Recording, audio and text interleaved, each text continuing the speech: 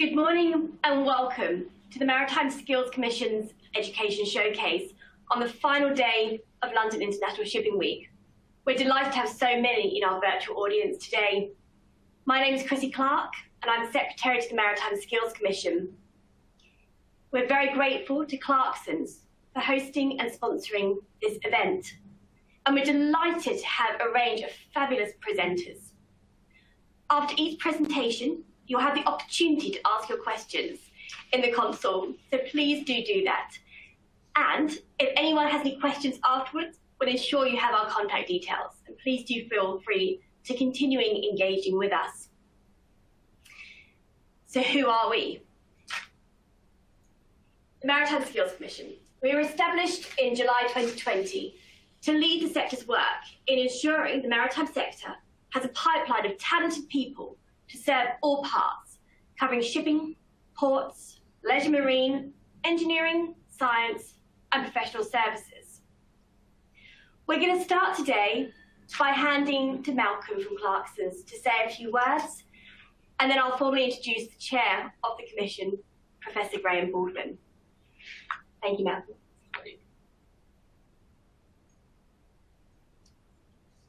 Thanks very much, Chrissy, and let me add my warm welcome to everybody physically here today, who you can't see, and virtually. This is Commodity Key. It's the headquarters of the Clarksons Plateau Group, and I just spent a couple of minutes explaining who we are and what we do. Essentially, we're known in the industry as a shipbroker, but reflecting the fact that everything's changing in shipping at the present time with digitisation and decarbonisation, it's really an intelligence business. It's about getting the best information, using that information to make better decisions. So today, really, the elevator pitch for our staff is very much, we need information, we need to be able to maximise the value of that information. So a lot's changing in the industry, as you know as well as I do. In terms of a few metrics, we're a FTSE 250 company. We've got about 1,600 people worldwide, and that's been growing of late, typically because we are importing a lot more skills from digital staff. So that's one of the challenges we'll no doubt speak a bit later on today, as all companies in the shipping industry, maritime sector are finding they need to digitise sooner rather than later. So not a vast organisation, but we are quite spread out. Commodity Key, where we sit today, is very much the HQ. There's about 500 on a normal day. With COVID, we're gradually coming back to sort of full office manning. Been around a few years, nearly 170 years, and this company has changed quite a bit in that time, and there's undoubtedly more change to come. One of the things I finally highlight is the fact that we're quite diverse in our business. Our business model is essentially not just broking, and when I talk about broking, it's physical broking, chartering and S&P, which is our core proposition. We're doing financial services, we're doing support services, essentially port agency, freight forwarding and the like, and also research activities. So we have 4 operating divisions which deliver all these services. But what does that actually mean? Well, it means that we need a diverse workforce. We need a workforce that understands the business, the tradition of the business, the practicalities of the business, but we need a new breed of incoming talent that's going to move our services forward. So today, in this business, in this office today, we have over 100 technical people. Technical I define as IT people who are basically developing new apps and delivering those to the client. So quite a lot of change. Lots of things happening. My role within Clarksons is to try and herd some cats, bring everything together and make sure that the people we do bring into the organisation are fit for purpose going forward. A big challenging task. But finally, welcome everybody. Let's have a good session. Thank you, Chrissy. Wonderful. Thank you so much, Malcolm. I'm delighted to introduce the chair of the Maritime Skills Commission, Professor Graham Baldwin. Thank you, Chrissy, and good morning, everybody. It's great privilege to chair the Maritime Skills Commission and a great opportunity for me to chair today's session as well. Chrissy's mentioned what the Commission is about. I have had the opportunity to chair it since we launched back in July 2020. In my day job, I'm the Vice Chancellor at the University of Central Lancashire, a large university in the northwest of England. Our work to date has been undertaken with a commission consisting of 18 commissioners who come from all parts of the UK and who represent all parts of the sector. And I want to thank them for the fantastic work that they've done over the last year. That work has included an early labour market intelligence report, a very extensive seafarer cadet review. We're looking at skills for ports for the future, and we've got developing work in the areas of soft skills, obviously something which is common across a number of sectors and industries at the moment. And we're also moving into green skills as we try to support the move towards decarbonisation. But today we'll particularly focus on the transferable skills and the exporting of high quality programmes, some fascinating topics. And it's a particular pleasure that amongst the presenters today we will have two of our commissioners, Nikki Sayer, who's been involved in the careers into maritime ashore, and also Iain Mackinnon, who is leading our work with regard to exports. So it'd be great to hear from them. We've also got case studies from the Institute of Chartered Shipbrokers and the UK Chamber of Shipping. And as Chrissy has said, there'll be a presentation from colleagues and then the opportunity for you to ask questions. And I'm sure we'll have a very informative morning. So without further ado, I will introduce our first presentation, which is the careers into maritime ashore. And I mentioned that this was work undertaken by Nikki Sayer, who is a Maritime Skills Commissioner, but also Director of Casper Shipping, Darryl Bates, Director of Maritime Training and Development at Marine Society and Sea Cadets, and Jamie Bullar, who's Head of Nautical Studies at the London Nautical School and is also an educational consultant. So I will hand over to those. Thank you.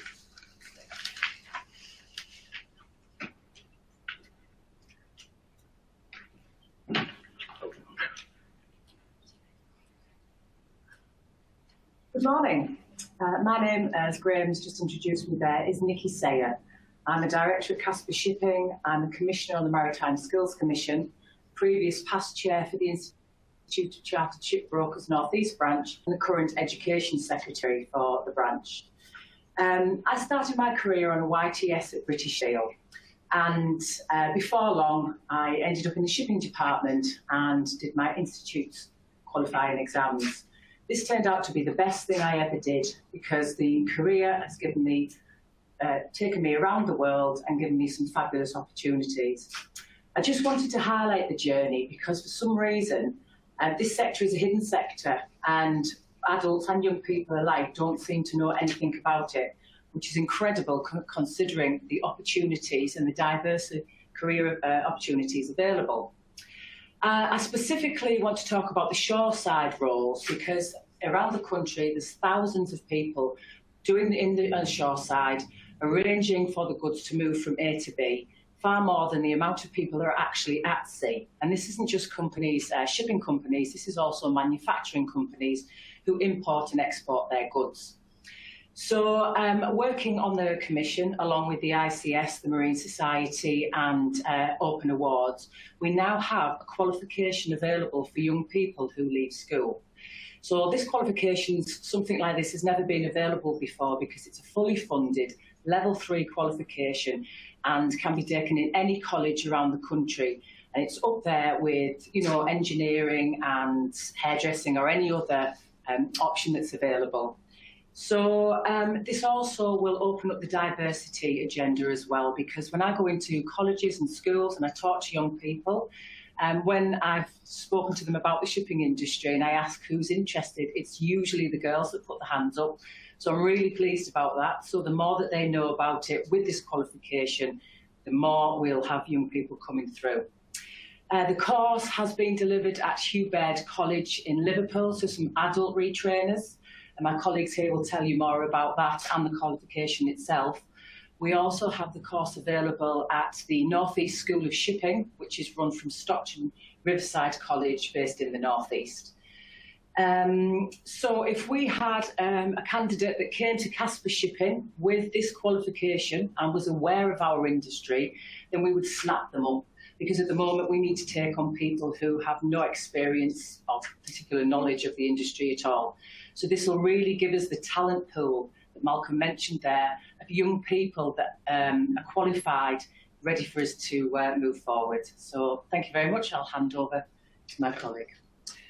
Thanks, Nikki. And I'm Darryl Bates, as you can see, Director of Maritime Training Development at the Marine Society and Sea Cadets.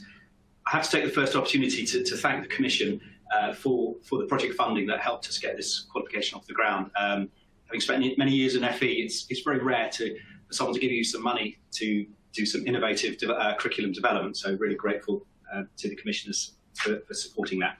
I'd just like to bring up a slide that talks talking and clicking at the same time.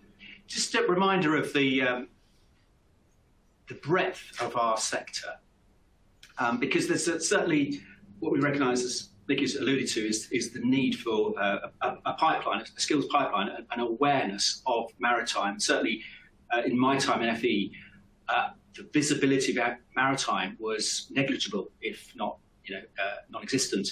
And when you look at the breadth and the roles there, as you can see, and it's by no means exhaustive, port, commercial, operations, legal, regulatory, shipbuilding, and so on. What you find at level 3 in the post-16, 16 to 18 sector is that while students might be studying finance, they won't be studying ship finance, or if they're studying business, they won't necessarily learn about chartering and brokering, or if they're studying law, they won't necessarily be hearing about maritime arbitration and so on. So we absolutely saw the need for something that would give them a grounding in the sector in terms of making choices to go on into HE. And interestingly, the document 2 years ago, that probably can't read from here, but the PwC research document, Catching the Wave, talked about the talent need, but that focused on the higher education sector, where we are typically very strong in maritime HE. But what we're looking at is the progression pipeline at level 3. So if I just talk about the actual, this is quite a technical slide, but for all the post-16 providers on the call, this is really important stuff, because if you're planning to deliver this qualification, you need to know some of this stuff in terms of the delivery model and the funding eligibility. So I just wanted to give you some facts and figures about that, and grateful that I think Open Awards are also joining us here, the awarding body through which this is accredited. So it is a level 3 certificate in maritime studies. That's the full title. That's not something we would necessarily brand it as, because that doesn't necessarily mean much to a young person at 16. So we call it the maritime or the careers ashore if it's for adults, but clearly that could be branded however you want to attract interest at whatever age you're offering this at. It's at actually 30 credits. There's an unforced error in the slide there. It's a 30 credit qualification at certificate level on the regulated qualification framework. Total learning time of 300 hours, 240 hours guided learning hours. It's certainly ESFA funded, subject of course to normal eligibility of learners. And currently it's 1645 weighted rate there. So, quite generously funded there.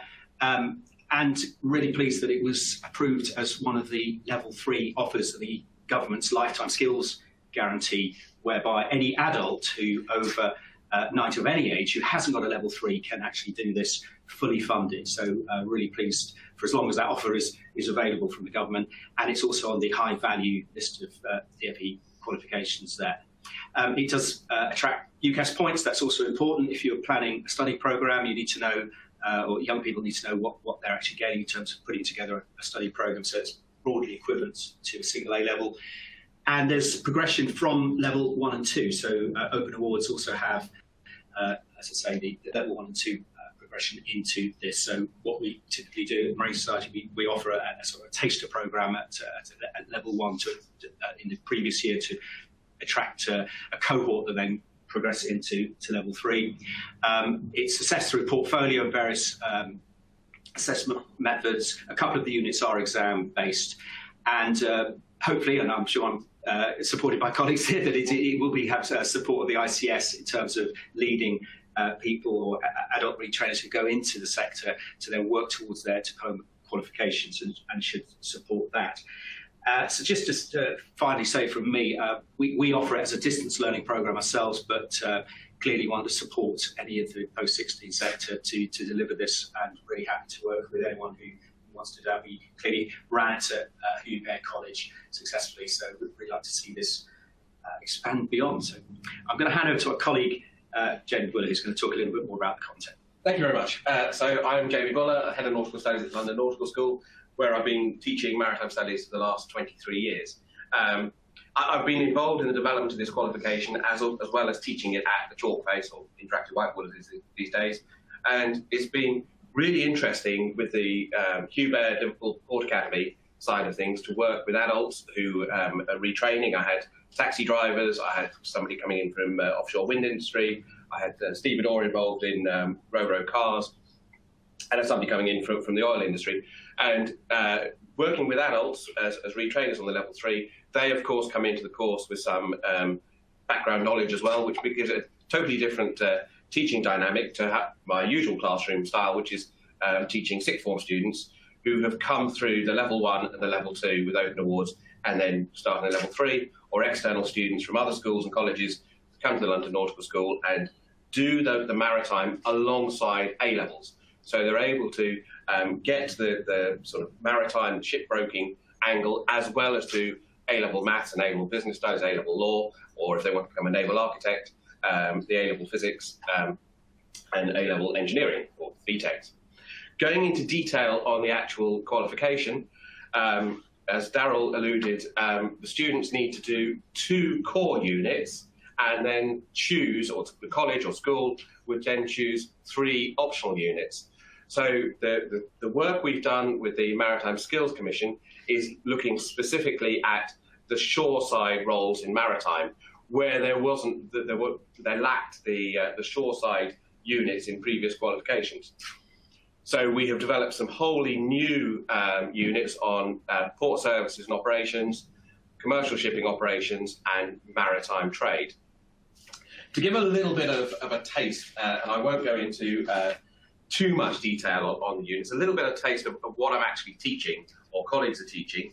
In the roles in maritime, the unit covers types of businesses, the regulatory framework, chartering of vessels, how a cargo owner or somebody actually hires the ship to bring the cargo to the UK or out of the UK, legal and ethical frameworks, ship operations and crew management. Everybody, whichever route that they finally take, needs to know about the different types of ships that are going around the world, both commercial ships and also offshore energy and stuff like that. So everybody, whichever optional units they choose, does vessel types and design, and that covers the construction, the ship's life cycle, so how a new vessel is actually commissioned, sale and purchase of vessels, and then at the end of the life cycle of the ship, what happens to the ship when it needs to be decommissioned. And also, as we've seen in the COVID times, how you would lay up a vessel. Is it warm layup, so it's ready for the next job, or is it cold layup, where everything's sort of mothballed, etc. Then in the optional units, the port operations unit, port service and operation, covers the development of ports, port services, port agency, safety and professionalism in a port environment, port communications. How do we avoid the problems of port congestion? And also the new technology that's coming into shipping generally, about how modern technology can avoid some of the congestion by better planning and better communication. Then the next unit was commercial shipping operations, which is, again, is all about international maritime organisations, types of charter, how you actually hire the ships, the role of the brokers who are doing the hiring of the ships, again, legal and ethical considerations of hiring ships, the impact of e-commerce, how Amazon and Alibaba and organisations like that are transforming the world of shipping, crew management, and then things like, using technical words here, what happens if your ship is too long in the port, so you have a thing called demurrage, or you turn around the ship really quickly and you've got dispatch. Maritime trade is why countries trade. Maritime geography and climate, so why did the problem happen on the Suez Canal, and where will ships route themselves to be most economical? how different cargoes are shipped and how the evolution of shipping and, for example, electronic documents, electronic bills of trading are evolving. Then we've also got managing a maritime business, which could be equally suited to somebody working in a boatyard or a marina, or it could be a young entrepreneur that needs to set up their new kind of maritime business. So it's things like trade bodies, legislation, business planning, staffing models, and management and customer relations. Vessel construction engineering, as the name sort of says on the tin, is all about how ships are designed, naval architecture, how the ships are actually propelled through the water, and how shipping is gradually becoming greener and greener and greener. I find when actually teaching this, the students get really, really engaged in these topics. And next slide. So as I say, you do have to do 2 core units and then 3 optional units. It gives colleges a great deal of flexibility about which actual routes they want to do. There are additional units. So, for example, if somebody wanted to go wet side and wanted to work in the merchant navy and actually work on board a ship, they can do a unit on passage planning and navigation. They can do practical boat handling, powerboat. So they actually come away with their RYA powerboat level 2, and they're ready then to sort of progress into pilot boats or work boats or the first rung on the ladder to becoming an officer on a ship. Mass and stability at sea. The dry route I've already mentioned, which is the maritime trade, port operations, commercial shipping, and then an engineering route. So they can do the vessel construction and engineering, practical boat handling skills, powerboat, and mass and stability at sea. Next slide. Please. Thank you. So these are a couple of the courses that are running now. And as I say, at London Nautical School, we've got a huge bulge in the pipeline of students wanting to actually do this course. So the course is out there and it is popular. Thank you. Thank you. Sorry, Chrissy, can you hand over to the next colleagues? I think there are 4 questions there on the bottom, is there? 4 questions. I was just asking for Okay. presentation. Okay. Okay, thank you very much. Everyone.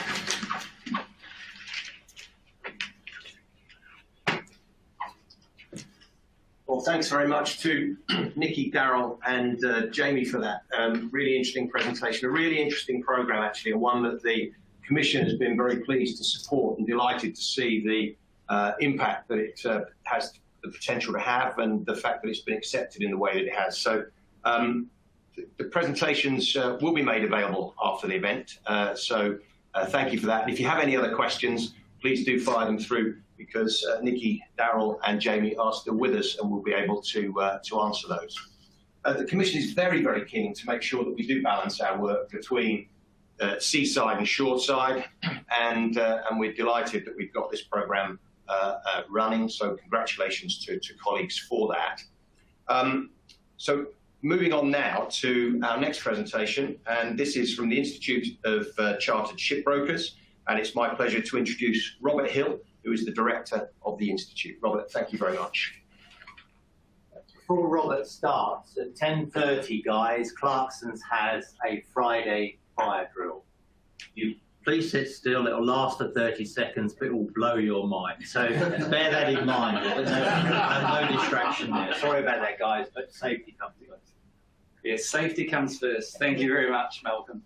And thank you, Malcolm, for allowing us to hold this in Clarksons' wonderful facilities. We're very appreciative of your support and all the team here that's made this possible today.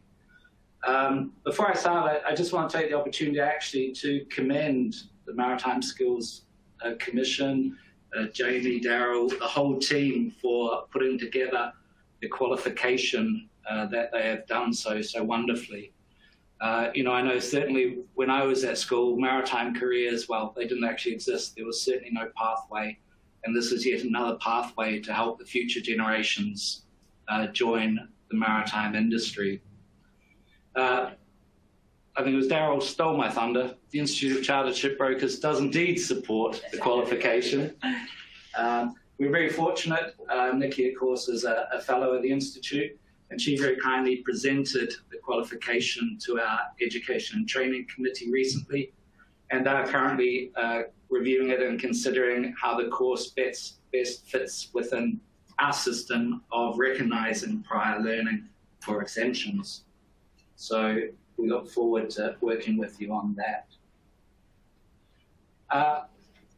Some of you may not be aware of who we are or what we do at the Institute of Chartered Shipbrokers, so I'll just take the opportunity to try and move the slide, there you go, to give you a brief introduction about who we are and what we do. So the Institute was founded way back in 1911 by a group of shipbrokers from the Baltic Exchange who felt the need to have some protection or some increase the standards of the broking industry. And when we reflect back to the inaugural meeting back in 1911, it's actually noted that a shipbroker by the name of Thomas Dibbett described the objectives of the Institute.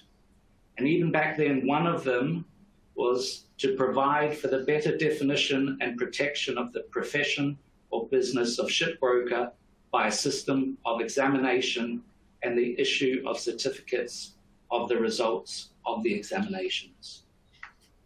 And interestingly enough, fast forward 110 years, well, we're still promoting the standards, trying to encourage professionalism within the industry. We're still delivering examinations. We don't offer certificates of examination, but we do offer certificates of membership. So the needs of the industry is still the same 110 years later, and probably will be for the next 110 years, I hope. The Institute was awarded a Royal Charter in 1920, and that gave us great significance because under our Royal Charter, we're the only body permitted to bestow the protected title of Chartered Shipbroker on the Fellows of the Institute. However, that Royal Charter back in 1920 only allowed that within for British and Commonwealth citizens. In 1920, that was fine. Travel and communication were not as they are today. However, we still did grow and go international. In the 1960s, we had branches in Hong Kong and British Columbia in Canada. However, in 1984, the Privy Council granted us a supplemental charter which allowed us to truly go global without any restrictions. And that has really spurred on the Institute's global expansion. We now have 26 branches all around the world and members throughout. Oops, sorry. There we go. So I'm not sure how readable that will be from where you're sitting, but hopefully you'll see the nice dots scattered all around the world, and I can assure you that the Institute has branches or coverage in nearly all the major shipping centres around the world. So no matter where you are, there's an Institute branch not too far away.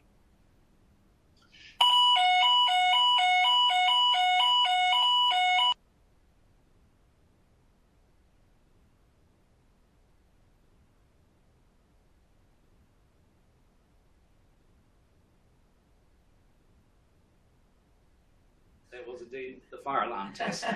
But thankfully it stopped and we're still here. Right, so many people get confused by our name of our organisation. We are indeed the Institute of Chartered Shipbrokers, and that is enshrined in our Royal Charters. But over the years, as shipping has grown and diversified, new sectors have emerged and continue to emerge, so has the coverage of the Institute.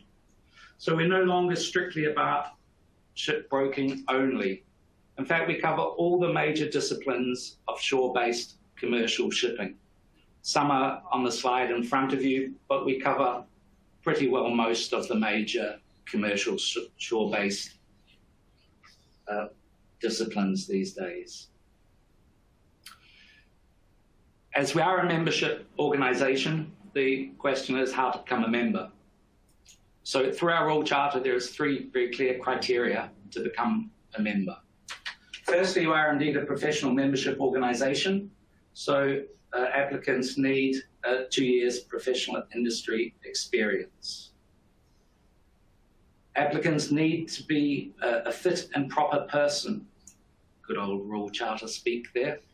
Effectively, they need 2 existing members to support their application.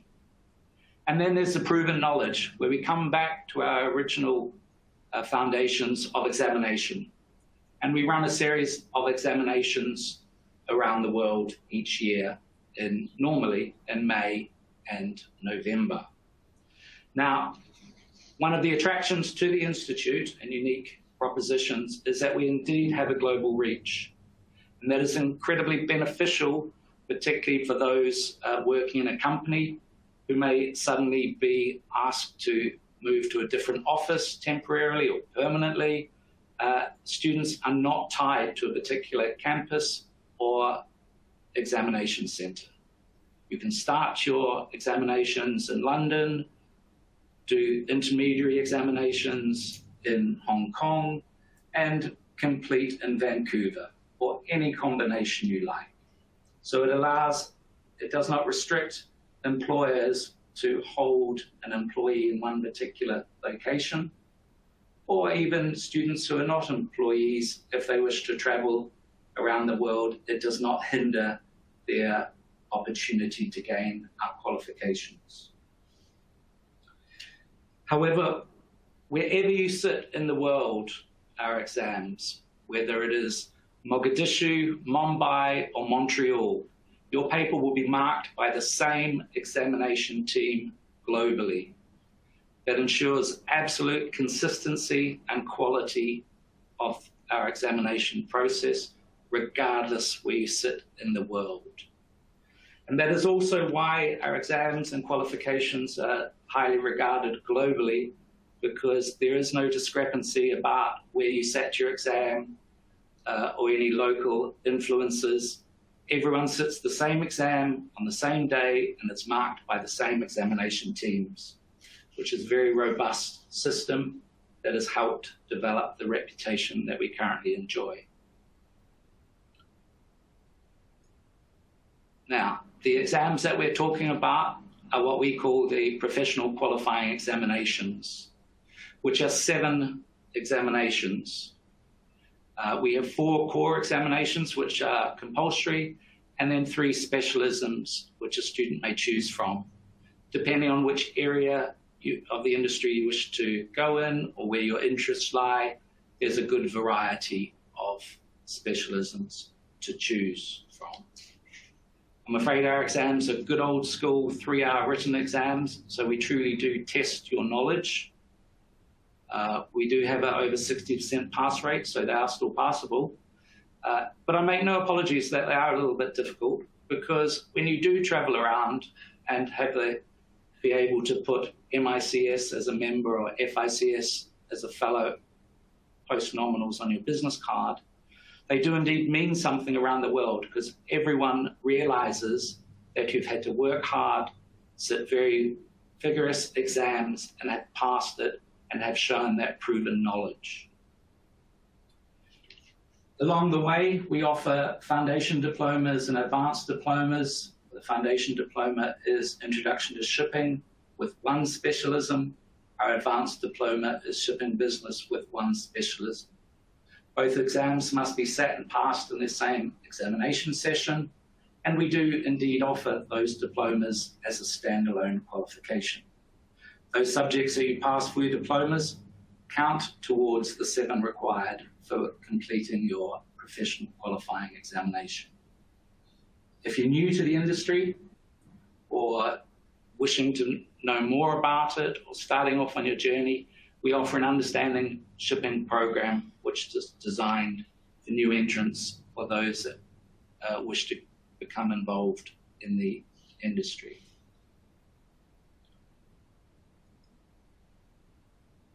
So the Institute, other than a few paid employees, is actually run by professionals, normally on a volunteer basis. Our branch network globally is run by volunteers. The branches have an extensive program of social events, networking events, educational events, events to support students, charity bike rides have been on the cards, pretty well you name it, and it's happened. Not so much over the last 18 months, of course, as everyone face-to-face interactions have been greatly restricted. However, the Institute and many of our branches have moved online, and we've offered that same interaction and continued education through our webinar series run through the branches. We've had some very successful branches. Our Middle East branch has been the most successful, probably because of their location and time zone, made it more accessible than others. They've been regularly getting 400 to 500 attendees for their webinars.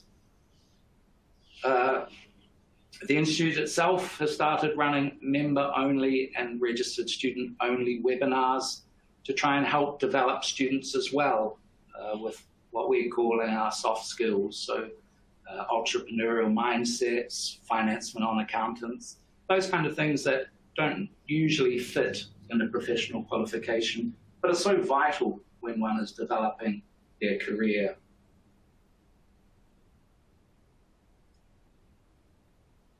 Now, I touched on the terrible pandemic that we've been faced for the last 18 months, and whenever you mention it, you have to think of all those who have been touched by it or lost ones or been badly affected, and our thoughts, as always, are with those. However, the Institute has stood the test of time. We've survived world wars, depressions, localized pandemics, so we managed in Institute fashion to push on through the last 18 months. All our staff, of course, have been working from home, and it's been a testing time. The lockdown hit us in March 2020, just as many were preparing for their May exams. Now, we have very strict exam policies to start with. So our normal standing operating practice is a minimum of 1.5 meters between students. So that in some locations was actually sufficient, and here in the UK it was a 2-meter requirement. So that was a very marginal change for us to accommodate local rules and regulations. Our team worked tirelessly around the world, speaking with local exam centres and vigilators, trying to find out local conditions. Normally we hold exams in May, as I said earlier. Unfortunately, 4 examination centres were actually able to hold exams in May 2020. We postponed the majority of those to July 2020, where we managed to have 80. We only ever held them where we felt it was safe and appropriate to do so, and always taking advice from those people on the ground in those local exam centres. In the UK, that was rather fortunate timing because many restrictions were temporarily released for the summer here. When we came to hold our November exams, likewise, it was very fortunate timing. It was a relaxation of restrictions, certainly in the UK and in many places around the world. In the UK, of course, as those here will know, it was actually beginning of December we went back into lockdown. So we were very fortunate to be able to hold most, not all, absolutely not all, but a large number of our exams. And the same in the May just gone, bar India, we managed to hold our exams in all our large centres. One thing happened though in March last year was that our students were suddenly isolated as they prepare for the May exams. One minute they were happily studying, next minute they were isolated, unable to attend classes, unable to talk to their tutors face-to-face, unable to attend the Institute's traditional prep weekend, unable to attend branch revision sessions all over the world. The Institute had to very quickly react, and the Institute prepared an online learning resource portal. Contained a lot of information to help support the students whilst they were at home. and we also delivered some live lectures through that portal. That was made open to all students, regardless if they'd signed up for that program or not, free of charge, in order to support our students in such a difficult time. This was warmly received by our students, and we received a lot of very positive feedback. So, given the challenges of the last 18 months, if you will allow me to take one small positive from it, it forced an old conservative 110-year-old institute to join the digital age. At last, many people have said, and I think so too. So I'm delighted to announce that from October this year, we'll be running the ICS Online Academy, which will provide supported learning to students building up to our May 2022 examinations. This will contain a lot of information, a lot of learning resources, and also after January, we'll deliver live lectures covering key topics through this portal.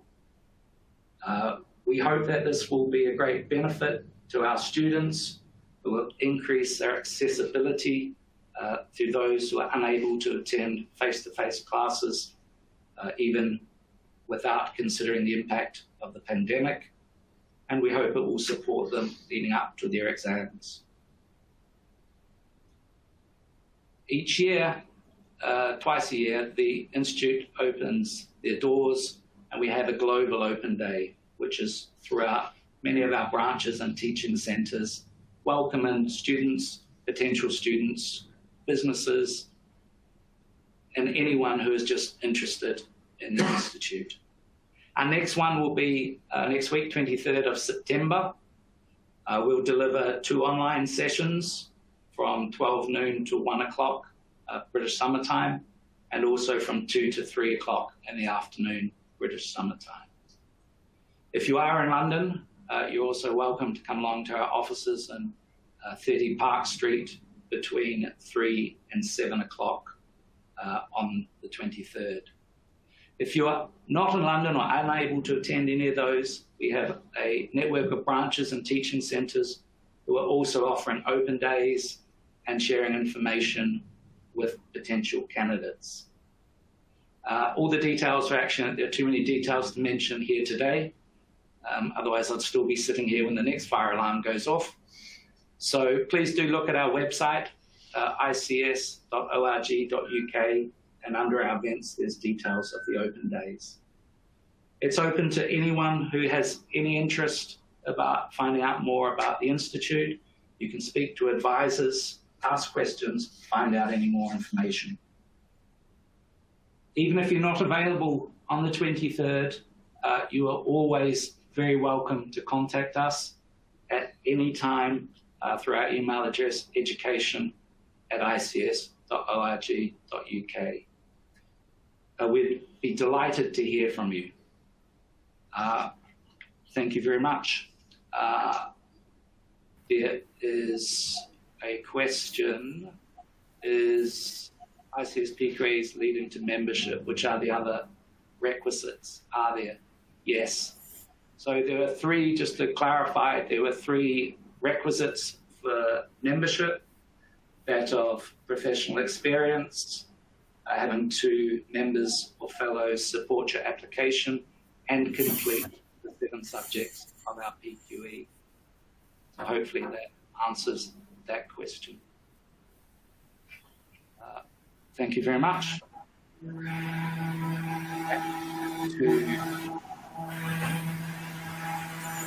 Very much. Very, very interesting indeed. Thanks, colleagues. So do keep your questions coming through. If you have got any questions that we've not attended to, obviously we can bring.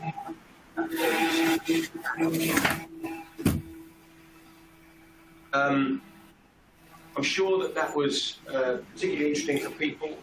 I found it very, very fascinating.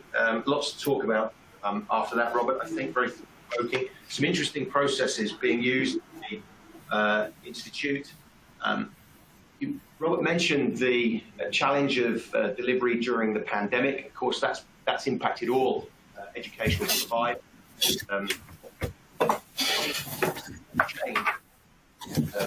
Skills are delivered, and one of the projects around digital learning, we're now finding that this is very much a thread that is running through all of our work in terms of delivery and so forth. So I think there'll be a lot more to come around that digital learning piece of the use of technology in education, as Robert outlined, the Institute is developing as well. So thank you very much.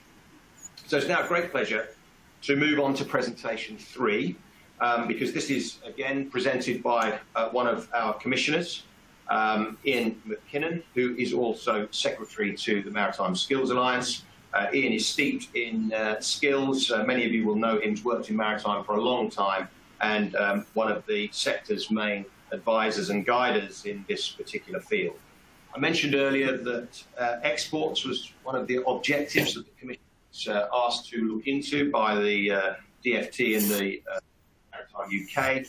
Particularly fascinating topic, because clearly we have an awful lot of people who come to the UK because of the quality of our education, particularly the quality of our maritime education. So those students coming into the country are part of our exports, but we're also delivering UK-based activities, as Robert has just outlined, overseas as well. But there's lots more that we can do, and Iain is heading this up on behalf of the Commission. Iain can't be with us today, he's virtual, so I'm going to hand over to him, and hopefully you can see Iain on the screen, and Iain will take it from there. Thank you very much. Thanks very much, Graham. Somebody shout at me if you can't hear this or can't see this, but I think Clarksons technology is working beautifully so far. Thanks for the welcome. Pleased to be involved in this. And let me just pick up that comment you've made, Graham, about digital learning. One of the points Graham makes a lot about the Commission is that we're increasingly finding links between different aspects of our work. So when we launched the report on digital learning a few months ago, one of the speakers was Matt Gilbert, who's head of education for the Institute of Chartered Shipbrokers. Fascinating presentation explaining his the Institute's experience of going digital in a hurry, having to go digital, and how they'd made it work. So nice linkages. I'm talking now about exports. It's the 7th of the objectives that the government set for the Maritime Skills Commission. A bit different from some of the others, because this is more a service objective rather than exploring something as we've done with, for example, the Seafarer Cadet Review. That's the way the ambition is worded in the original commissioning letter from the then Maritime Minister, Nascani, to increase exports of maritime education and training. Thankfully not bounded any more demandingly than that. We don't have a reliable baseline. We'll look at that at some point, but we're not going to waste a huge amount of time getting into that. This is about doing more and doing better. My presentation, you'll see if you're watching the ticker at the bottom, 25 out of 29 slides. There aren't that many. I've got 3 slides, one on each of these 3 headings. What have we done so far? What's in the pipeline? And how can you get involved? So the first bit, what have we done so far? Shorthand, rather a lot.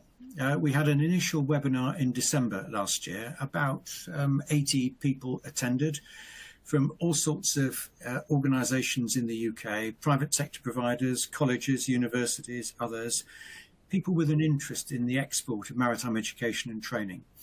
We were working very closely with our colleagues in Department for International Trade, both their education team and their maritime team.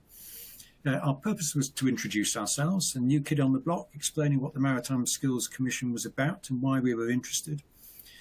We wanted to start to understand who's doing what, so that we can add value. Graham's been very clear from the beginning, the Commission must add value. We're not here to go over ground that's been already gone over well by others. We've got to see how we can add value and how we can help. So we were trying to explore that. And of course, we were building a database of contacts, hoping that other people would want to be working with us. Out of that, we'd been advised by Department for International Trade that the last thing we should be doing was creating a glossy booklet and trying to flog that around the world, because of course these things are always out of date the moment you print them. Much better to do that online. And also in due course to tailor what we were doing for different markets. So although we've created a directory, it's not about using that directory to sell to others. It's primarily so that people within the UK can understand who else is busy doing what. So that if you're working in Vietnam, say, you know who else is working in Vietnam, and you can maybe link arms together on some aspect of what you're doing. So we've now got that directory up. We're on to version 6. There's 20 organisations listed in it, including Marine Society and Sea Cadets, Darrell, who you heard from earlier, Institute of Chartered Shipbrokers, institutions at college, university level, private organisations, particularly in the open learning field, direct digital learning field. Chrissy, who's you've heard, she looks after that, has a very simple template. I'll provide her contact details in my final slide. And it's also very useful because Chrissy and I essentially run what we can on the export side between us. And it's important that we know what's going on and who's doing what. But we're also very keen that other people overseas should understand what the UK's capability is. The Department for International Trade runs what it calls DSK events, developing sector knowledge, for posts overseas, colleagues overseas in embassies and high commissions, so that they understand what the UK offer looks like, and they're in a position to talk about it very positively when they're talking to their contacts. So we were invited by the Maritime team in Department for International Trade to present in one of their DSK sessions. Chrissy and I did that. Lots of interest from all over. Interestingly, quite a lot from continental Europe. We were expecting a lot from the Far East, but a lot from the continent as well, which is good. And that's a process we hope to continue. The background, some of you will recall, is that when the Maritime Growth Study was published in 2015, there was a very strong emphasis then on exporting the capability of the UK across the board. And we as a commission are obviously focused on maritime education and training. Another interesting link, that report was written by Geoffrey Evans, as he then was, now Lord Mount Evans. Very senior manager with Clarksons, sometime president of the Institute of Chartered Shipbrokers, sometime chairman of Maritime UK. And Geoffrey was saying, we've got terrific capability in the UK, we must sell that overseas.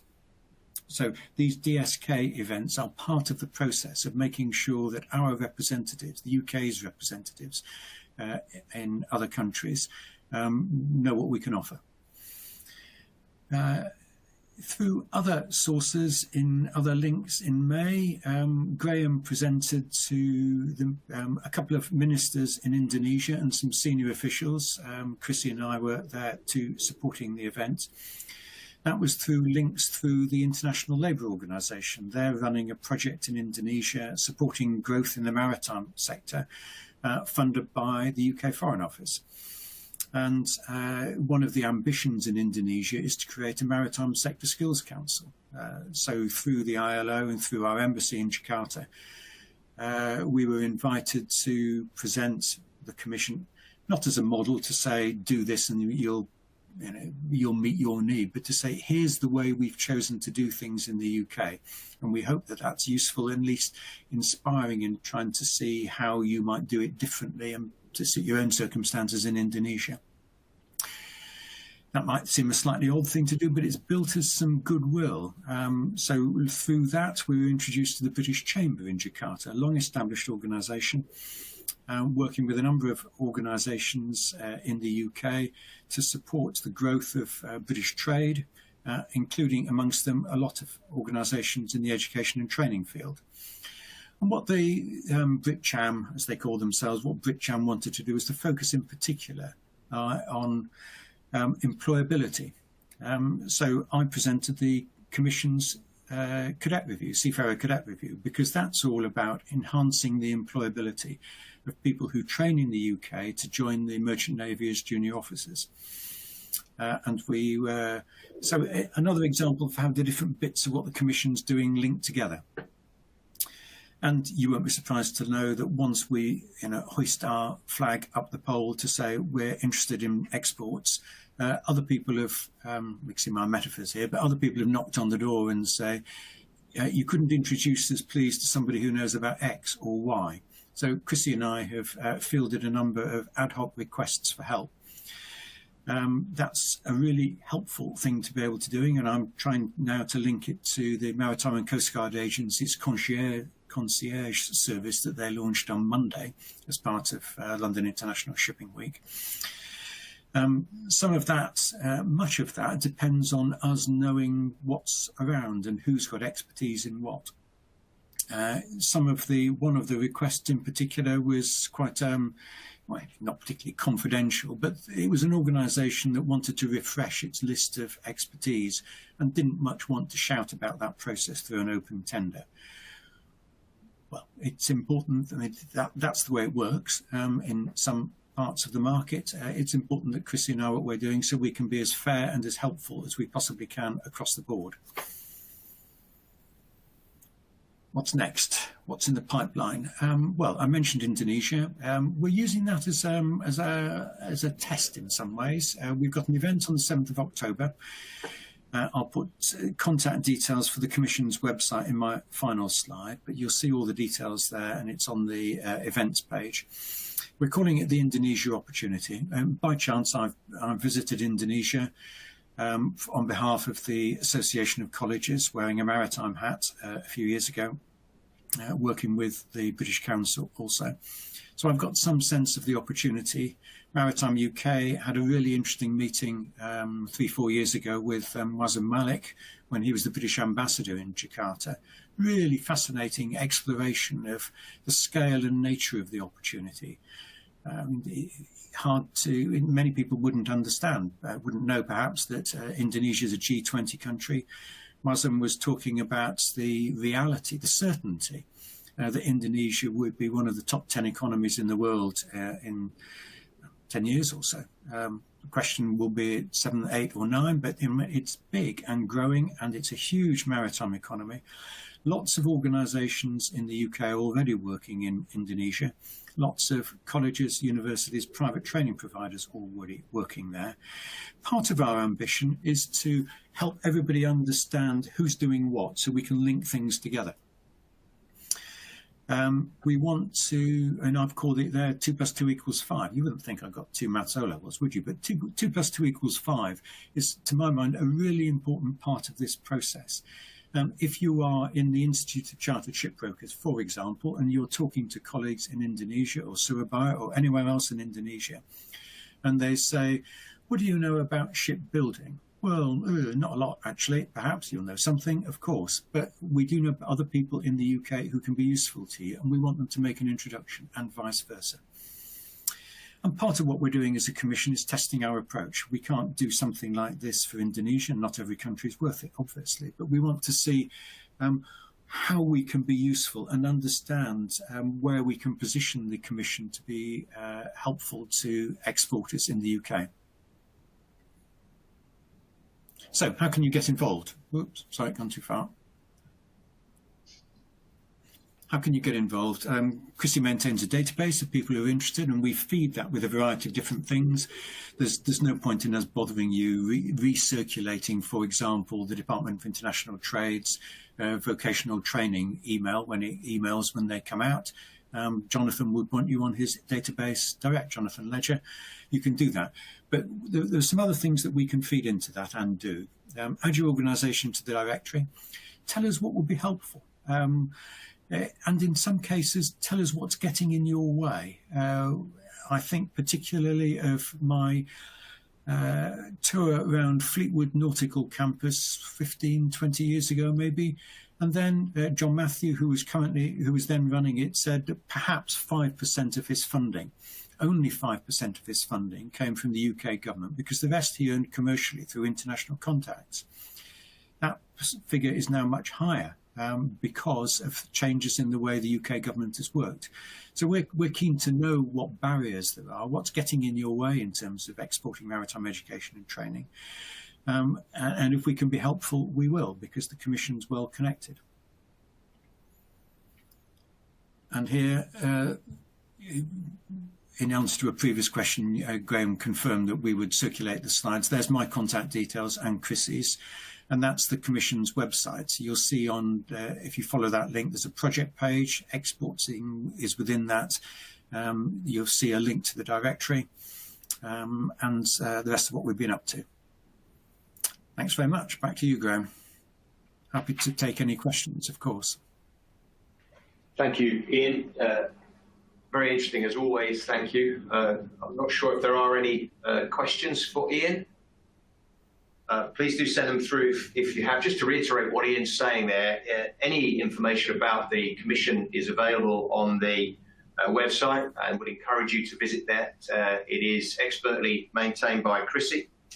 And please do contact us with regard to the export objective. It is one of our particularly interesting, I think, objectives. I think it's a great privilege to be able to work in international education, coming across people of like mind and interest across the globe. So this is a fascinating one, and clearly, you know, the UK has very, very significant strengths in exporting education and training, and particularly maritime education and training, as Iain has outlined. Great, Graham, could I just pick up the question that is in there in the Q&A that's been sitting there for a bit? Please do. I don't know who, I apologise if I'm mispronouncing your name, Amelia, but I don't know who the question's for, but can I have a go at answering it, and other people will pile in? Recognition of training and skills from other countries, you've quoted New Zealand, Australia. Much depends on the sector, and perhaps you could say in a minute, perhaps a supplementary comment, what sectors you're particularly asking about. Obviously, if you do your ICS exams in Sydney or Auckland, they're going to be accepted internationally, as Robert explained. If you train as a seafarer in Sydney, you're going to have your SDCW qualification recognised internationally. But if you're working as, say, a port manager, completely different. There is no international recognition in the same way. So perhaps you could say a little bit more with a supplementary comment, Amelia. Carry on, Graham.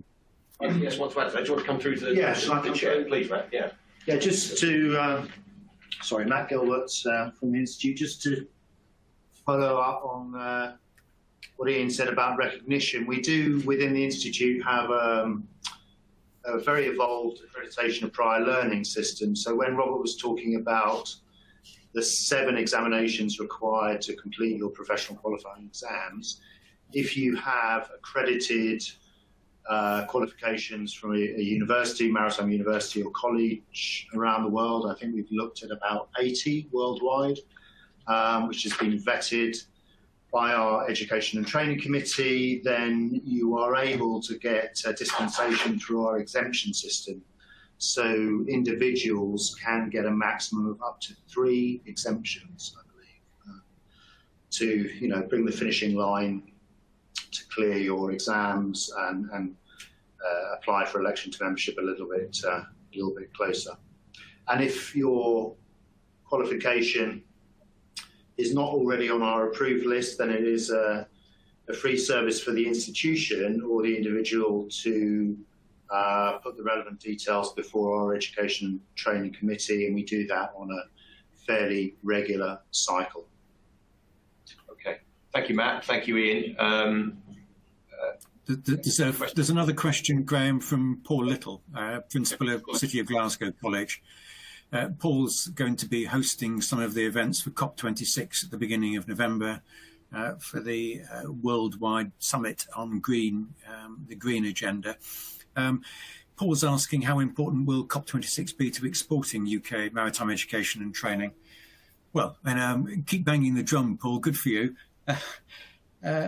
I hope it will be useful. One of the things that will be happening at COP26 will be happening in your Marine Skills Centre, will be the launch of Operation Zero, which is looking at the proof of concept for a zero emissions workboat in the North Sea, with the ambition to get that done by 2025. Obviously, my interest in that is the skills that are supporting that, because there will be different skills required to build it and to maintain it and to drive it. And I hope through that platform there'll be an opportunity for us, the UK, to say we're part of that. And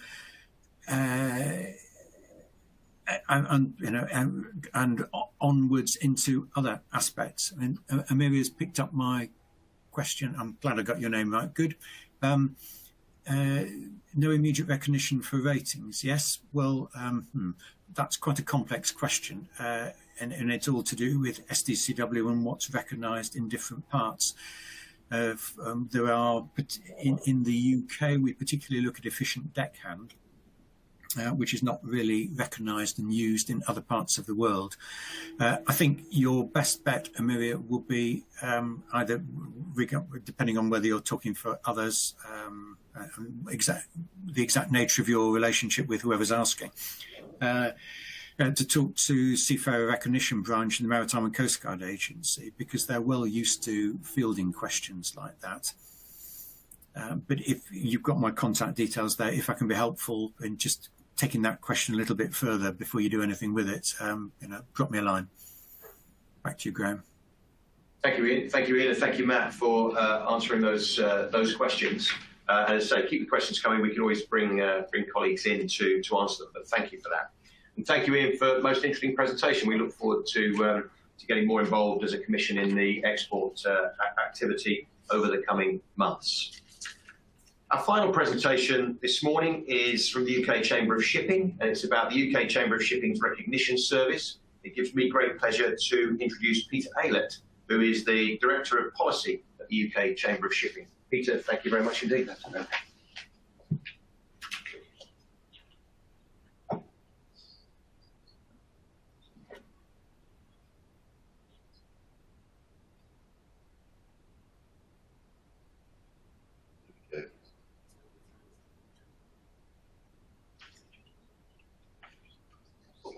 Okay, I think we're going to have to leave that slide up for my presentation. I haven't prepared slides, and I can just explain why Catherine Nielsen, who's the Director of the Merchant Navy Training Board, isn't here. She's had a minor operation. She's missed this week and obviously has missed everyone, but she's making good progress. We'll be back up to speed next week. And she asked me to come along and just talk a little bit about recognition services at the UK Chamber and MNTB, and also a little bit about my experience of exporting training services around the world in the marine offshore sector. So my background was that I was in the Royal Navy for 16 years, and my last role there was in charge of the Navigation and Seamanship School, which was also the examining authority for skills-based qualifications in the Royal Navy. And subsequently, I left the Navy for about 14 years ago, and I went to the Nautical Institute, where I ran DP accreditation services. Now, DP, for those of you on the call that aren't aware, dynamic positioning is basically an automation system for vessels in the offshore sector, oil rigs, pipe layers, dive support vessels, and offshore support vessels and platform support vessels. And it was a system that the Nautical Institute got involved in the 1980s and subsequently became the industry standard for that particular skill. And we had in the Nautical Institute about 80 centres around the world, which were all accredited to provide those dynamic positioning skills. And so I was involved in that accreditation and audit system. I then went into the offshore sector and, if you like, turned from the gamekeeper to poacher. And I was responsible for a training organisation that was UK-based in London and that had grown internationally in most of the marine offshore service centres.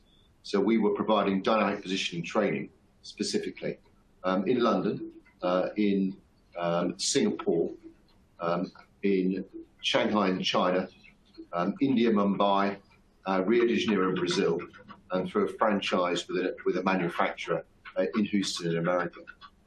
So that had grown from probably about 300 students a year to in the region of 3,000 in the space of about 2 years, principally driven by demand.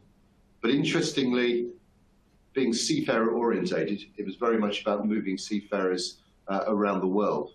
And so subsequently, Our Singapore Centre, for instance, was training somewhere in the region of 200 to 250 Indonesian students each year. So it was quite an interesting programme. The industry standard was international, and that was the advantage, a little bit like the STCW convention. So the standard was very clear, and we were accredited by the Nautical Institute. But I'm here really to talk about the Merchant Navy Training Board, the UK Chamber, and more about recognition services, which sort of fits in very well, those linkages that Iain was talking about previously, and how that comes together. So the Merchant Navy Training Board has been a tripart organisation which brings the unions, the ship owners, and the training colleges together with a relationship with the Maritime and Coast Guard Agency for standards within the United Kingdom. And it has been doing that for many, many years. It sits within the Chamber because it's not a separate legal identity, but it does have a constitution which is undergoing a little bit of review at the moment.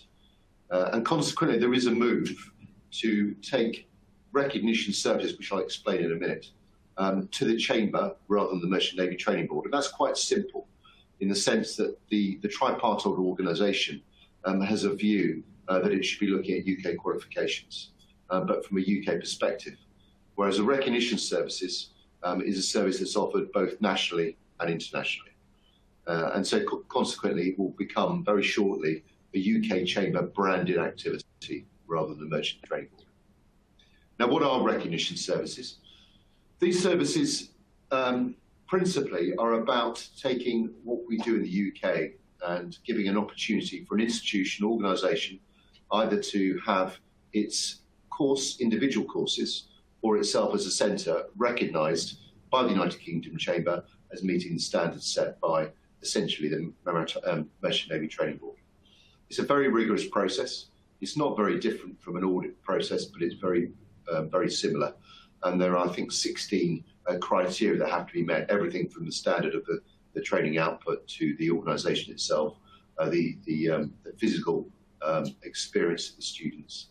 And the whole of the process of the recognition service auditing is ISO 9000 recognised. So we have a standard that we set.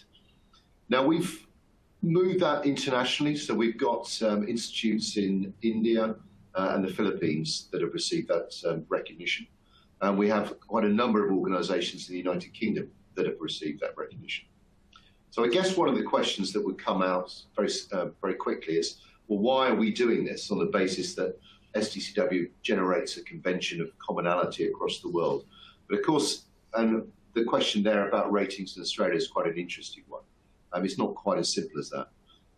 For various flag state vessels, those standards have to be recognised. And rather bizarrely, having had an international convention, which is minimum standards, the standards of training in various parts of the world are very different. And I think the UK has always had a recognition that it is one of the leading organisations in terms of the quality of its training. And so consequently, our ability to move those recognition services internationally is there. We're currently doing 2 projects in the Middle East at the moment that should come through shortly. So that, in a nutshell, is where the recognition services are. What have been the challenges, I think? I think the first challenge is clearly when we took in my training organisation in the commercial world and took those services out there, we were able to have linkages or going on the back of the other services that we offered. So we were a commercial ship management company, vessel management company, which offered crewing services and also offered other services for offshore vessels. That made it quite an easy export because we already had offices and spaces around the world, and we had, in many of those parts of the world, an opportunity for people to come along and get a job subsequently to their qualification.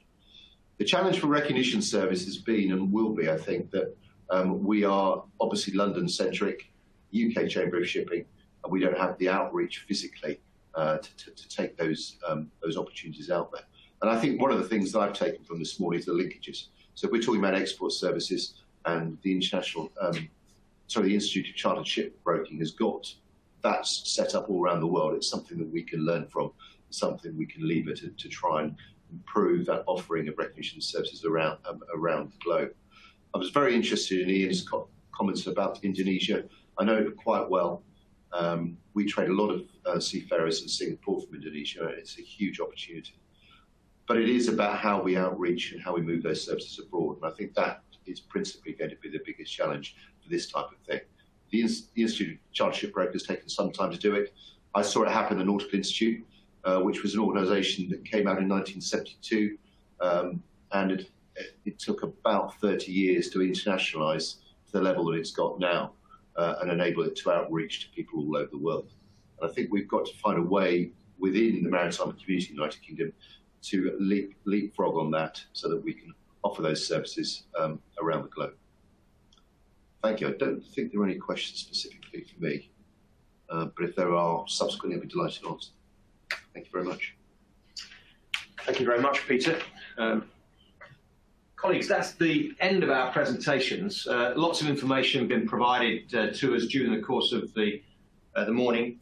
Really interesting to hear from Peter and the recognition service. But one of the interesting things I picked up from what you said there, Peter, about coordination and interlinkages, just really to emphasise that the Commission doesn't really have significant resource. So we're very keen to pick up on work that's being done across the sector and to create and provide some of those connections that wouldn't otherwise be possible. So that's something is interesting. There are multiple organisations working across the maritime sector, and we see our role as being one to make sure that we can begin to knit those things together and take some of the very good work that's being done in all of those organisations and link it together.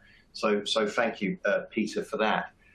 Colleagues, before we do finish, are there any questions that anybody wants to raise for any of the presenters with regard to any of the presentations? Comment there from Jerry about your socks, Peter. So, it shows the extent of the camera work, and so yeah, well done for that. Any other questions? No. Well, I will take that as a sign that the very clear and informative presentations this morning have left you with food for thought and things that you want to reflect on, but no direct questions. So I would like to, on that basis, thank everybody.